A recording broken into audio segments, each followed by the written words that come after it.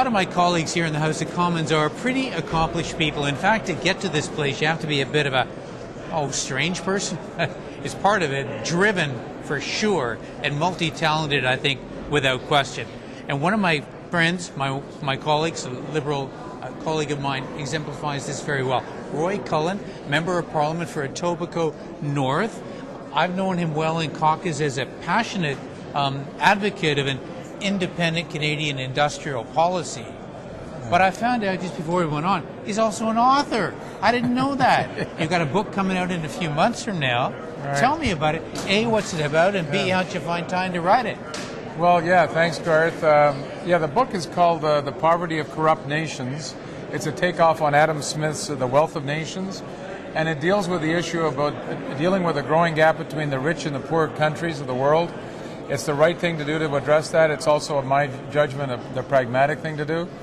And it talks about one of the bottlenecks, one of the constraints being the level of corruption in the developing world especially. And that is parking a lot of investment, public and private. And what I do is I try to come at the problem in a different way and come up with different ideas and solutions, because in my view things aren't working that well right now. And so I come up with a 20-point plan that offers some new directions on how we tackle this very serious problem, in my view.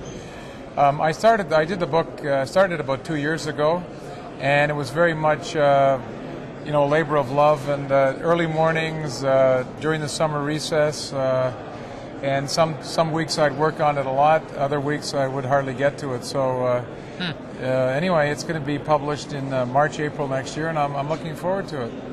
Oh, that's great. Congratulations on that. Now, let's talk a little bit about your passion, as I said, to have a Canadian industrial policy that really benefits Canada as opposed sometimes to multinationals. We've seen a lot of hollowing out of the corporate sector this past year. A lot of name brand Canadian companies are no longer Canadian. You've been fighting, I know, very hard here in Parliament to make sure that when there's a takeover, there's some benefit to Canada. Tell us a little bit about your initiative. Yeah, thanks, Garth. I am quite concerned about the level and extent of foreign takeovers of Canadian icon companies. If we look at companies like Hudson's Bay, like Inco, Falconbridge, the big BCE, and many, many others. And right now, the Investment Canada Act, the hurdle really is there a net benefit to Canada, but it's a net economic benefit. And since it was brought into law in 1984, I think it was, there has never been a foreign takeover that's been rejected. And so you could argue, well, that's because they've all been a net benefit to Canada. I'm a little more cynical than that, and I think it's become more of a rubber stamp. And I have a bill in Parliament now that I'm promoting, and it calls for amendments to the Investment Canada Act that would change the criteria to whether or not the foreign takeover would be in our national interest. And also my bill states that any transaction over $1 billion would be referred to the full cabinet for a discussion and a decision. I think that many of the takeovers would still occur, but some might not, and I think that would be a good thing to have a debate about that in Canada, about what is the appropriate level and extent of foreign takeovers of these companies. All right, well, right behind us right now, Bruce, maybe you can see, is the Minister of Finance, Mr. Flaherty.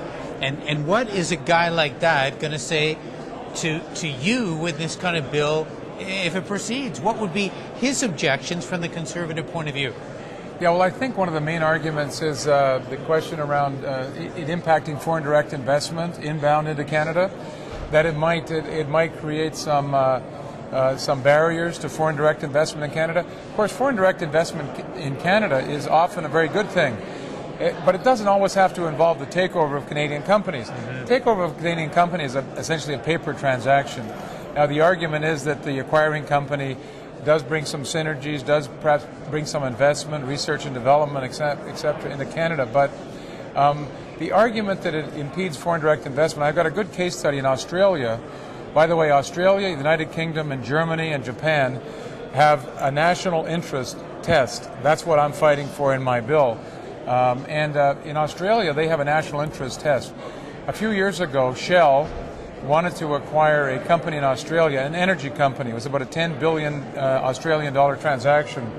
The Australian government said, well, it might be in Shell's interest. We don't think it's in Australia's interest to allow this transaction to proceed.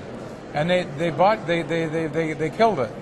What happened to foreign direct investment? In that year, foreign direct investment into Australia was at a level of about 9 billion Australian dollars.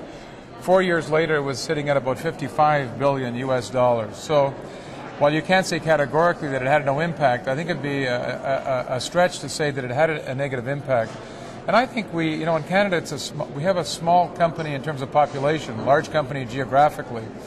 We have a number of icon companies that are very important to us strategically as a nation.